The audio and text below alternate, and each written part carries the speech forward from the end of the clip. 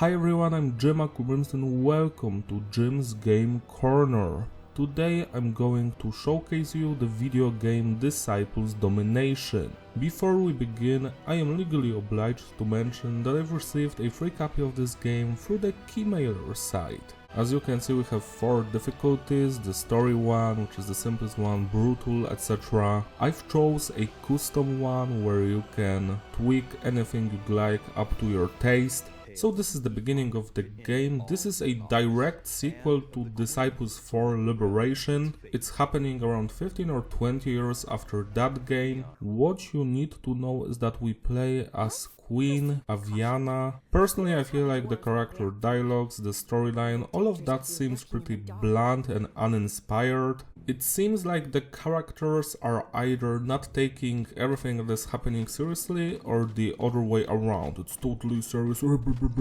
So this is the game. We move our character with the left mouse button. It's a turn-based strategy. And you can already see that if you have played the first 2 Disciples video games, that is a completely different thing.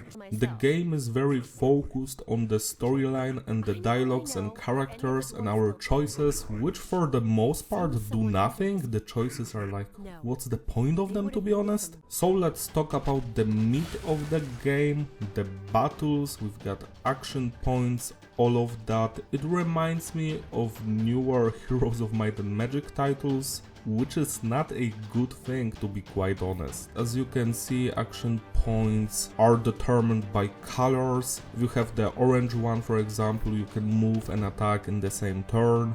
This entire thing, how this battle works and looks like, reminds me of those older games that you could play on your mobile phone, like Ninja Saga for example. It looks like Poor's Man, Songs of Conquest or Heroes or Age of Wonders, whatever. I hate that you cannot remove all of those hexagons or however you call that. When I was playing through the Heroes of Might and Magic series, with which I have a very long history because I've been playing it for over 25 years at this point, I would always turn off all of that so we could only see the shadows of our actions, so you could immerse yourself in the battles more. Sadly, in the newer turn-based strategies, that thing has gone out of the window. This looks like a mobile game. This looks atrocious. It reminds me of the latest King's Bounty game, King's Bounty 2, which was one of the worst things I have ever played in my lifetime.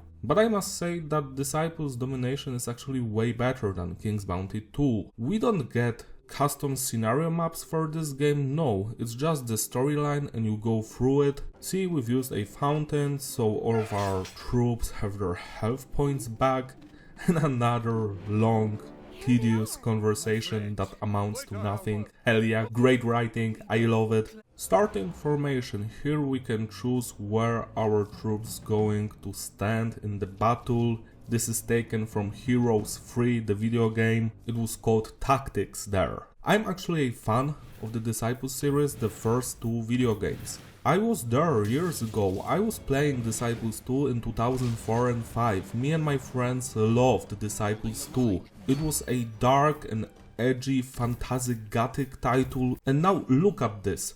Look at this. This doesn't look like Disciples at all. This looks like some generic title and you would play through it and forget about it. A fun fact for you, this series destroys companies because the dudes who made Disciples 1 and 2, well, they are defunct. They've bankrupted. Then the dudes that made Disciples 3, the only game they've done was Disciples 3 and the expansion pack, and they've perished. Then we had a studio that made a remaster of Disciples 3 called Disciples 3 Reincarnation, and guess what? The studio got shut down after that game. Then we had Disciples Liberation, the 4th game in the series, and also the studio that made it got shut down after making it.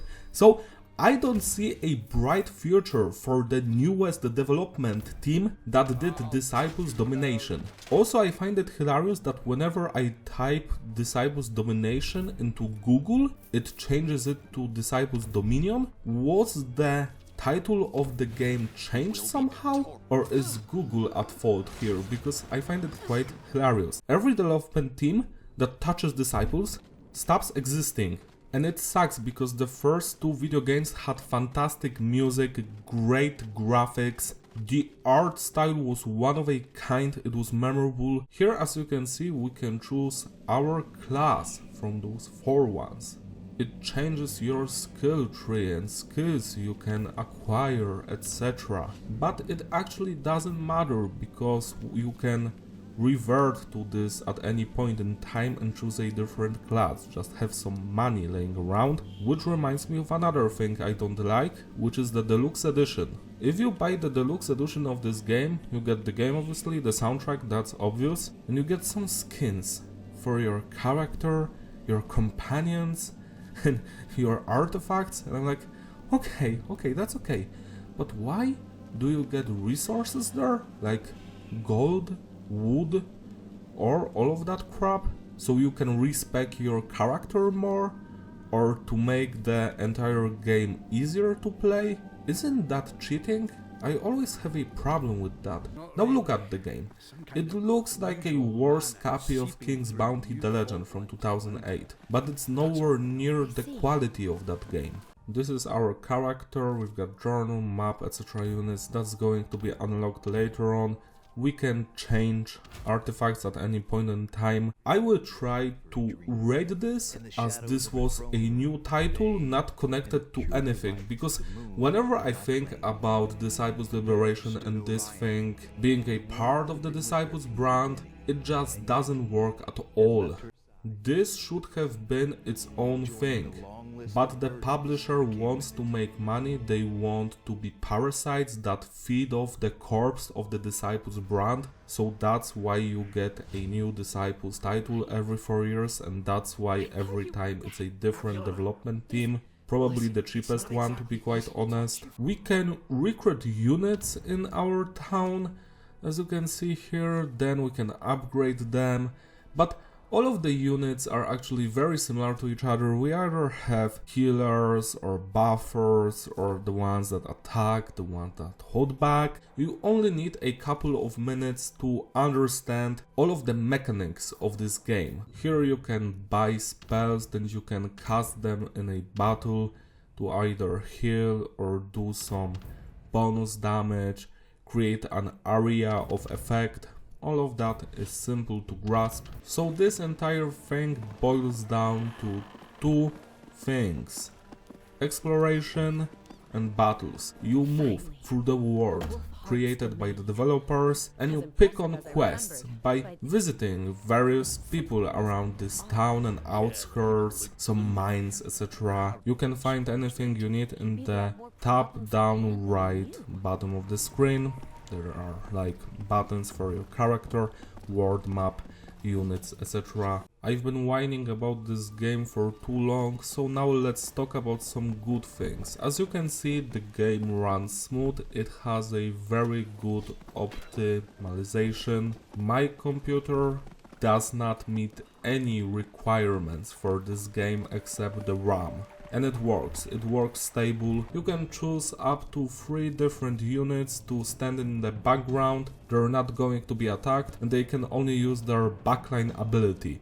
As you can see, I bought some units like Crimson Elves, some more Axe Throwers. As you can see, when it comes to the battles, I always play them on 250% speed. And my biggest complaint about this game is the fact that there is no auto battle. It's the same problem that King's Bounty: The Legend had. King's Bounty: The Legend actually added auto battle feature in its expansion pack Armored Princess. The battles do not end quickly.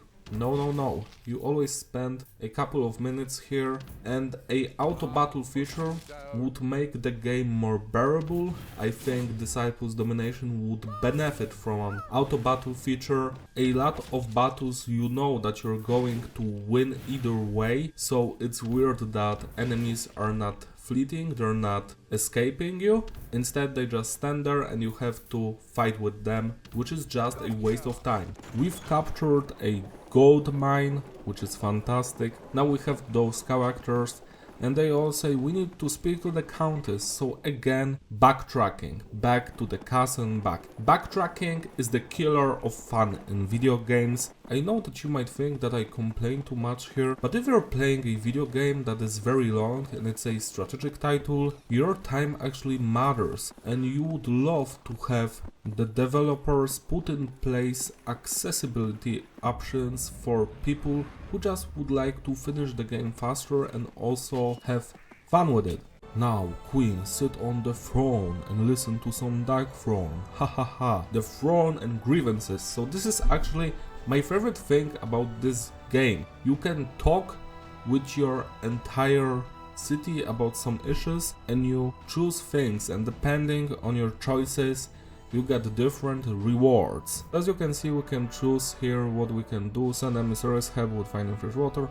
I chose this one because I don't want to lose any money, and we get points for all of those two factions. And then we're going to get some harder choices where one choice benefits one faction but the other one loses some points, and that of course has an impact on the game and the relationships between the characters. It actually reminds me of GTA 2. GTA 2 from 1999, where you would do mission for one gang and the other gang would be pissed off and your respect would go down with them. Now we can upgrade our character more because we've leveled up. We can also upgrade our gear, equipment, spells, all of that. Through my playthrough, I didn't encounter any bugs at all, which is actually commendable. Great work, guys. We can actually travel to our city at any point in time, buy more troops if some of them were killed. So that's actually quite good, I feel like. We can also teleport through the teleporters. The fact that it's very hard to actually like our character because she decided to abandon all of her friends and her kingdom and just do nothing. Overall, it reminds me of teen drama, something like Euphoria or some other stuff like that. Get some better writers, because it's hard for me to understand how anyone would be invested in this. Sure, we'd love to find out where the corrupted mana is coming from and why it's going to destroy the world, but also I feel like the player should get another more personal reason to go through this world. What's more important to you, finding out some mana, or I don't know, a demon destroyed your favorite bakery, so you're going on a revenge quest? See, that sounds more fun than Disciples Domination. It sounds like there's like personal stake in that, even if that's just a bakery, but you can like relate to that. I'm not sure what we're fighting against, but I like this Crimson Elf because he can attack up to 3 units with one knife. Boing! That's quite good. This battle you're watching right now is actually quite fun. It was okay. I did enjoy it. Here I've summoned David Bowie, who is an angelic entity, and he can heal any character he wants or even shoot lightnings, because he's David Bowie. He's the essence of David Bowie, angelic entity. So I love that. I love that we have David Bowie in the game. Heaven's Grace. Ground control to Major Tom. See, it works. And now it's time for us to end this battle with one axe. Boing! At any time we can meet our companions and have some fantastic conversations with them, which are very interesting and not boring at all. Right? Right? Yeah, in your dreams. So that was Disciples Domination, a flawed but a competent video game. All of the systems work, like the battles, the movement. There's a game here, there's a working game here. Whenever you enjoy the art style, that's up to your preference. As you can already deduce, I hate it. I hate how everything looks like. This is not dark fantasy, this is generic deviant art, something like Heroes 7, which also was awful. The music, on the other hand, it doesn't bother me. It sounds quite good, like I give it a thumbs up. The characters' dialogues are skippable and not interesting at all. This storyline, you're not going to engage in it that much or invest into it because it's just written poorly. I feel like dialogue-wise and story-wise I put more effort into this video, which is unscripted. I didn't write anything, I just wanted to talk about Disciples. The current state of turn-based strategies from Europe or USA is not looking good, to be quite honest. I feel like there's not enough games coming out in this style, and because of that the long-standing franchises become stale, boring, and they're made by new studios who are also not that invested into creating them, and it's like prolonging the misery where the publisher just wants to keep the rights to the franchise, so they come up with a new game, and whenever that game is good or not, let's just make it with the least amount of money we can and as fast as possible, and hopefully it's going to sell more than what we've brought into it. That's how it looks like to me. Here you can see 10 games better than Disciples Dominion that I want you to check out. After finishing all of those games you can check out the Disciples Domination. Otherwise I wouldn't bother. Also you can do whatever you want with your life. Maybe if you're going to start your journey with turn-based games with this one, you're going to look at it fondly. To me personally, as of now, it's 5 out of 10. I do enjoy the optimization, the fact that it works smoothly even on my PC, the fact that I didn't encounter any bugs, the fact that the battles and the gameplay, all of that works, and the music. But I don't like the story, the dialogues, the art style, the overall graphics, and the awful grid in the battle system, all of that, which is not a problem of this game per se, but most of the turn-based games that come out these days. Even in games I've enjoyed like Songs of Conquest, the grid also ruined the battles for me. All of that just makes the games less immersive to me. Maybe you're interested in this video game, you can get it on Steam without any problems. Go and buy it, why not? Maybe you will enjoy it, and if you won't, you can always refund it on Steam. That's all from me, thank you for watching, don't forget to like and subscribe, follow me on my Instagram in the description. Shout out to my Patreon supporters who graciously sponsor these videos, you're truly wonderful, you can join them if you want, so I can make you an album review, Doom MIDI cover, a lyric video, or a gaming video of your choice, if you join the Doomslayer or Doom Guy tier. See you next time, bye!